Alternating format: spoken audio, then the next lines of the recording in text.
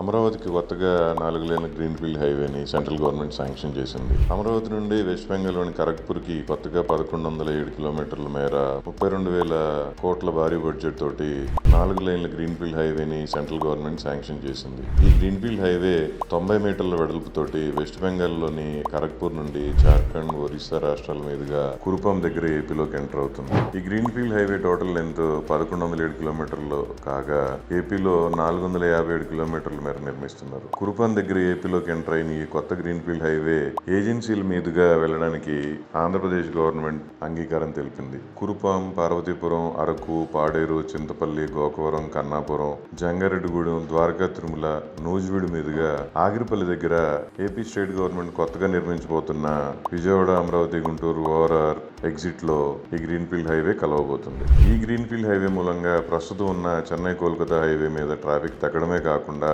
Travel distance కూడా 300 కిలోమీటర్లు తగ్గబోతుంది. Agency ఏరియాల మీదుగా వెళ్లడంతో అరకు, లంబసింగి మరియు పోలవరం వంటి ప్రాంతాలకు టూరిజం మరింతగా పెరిగే అవకాశం ఉంది.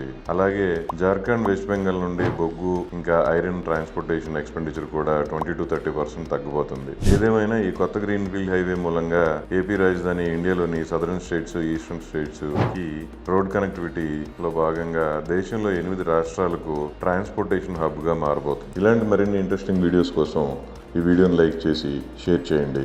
అలాగే మన అకౌంట్ని ఫాలో అవ్వండి.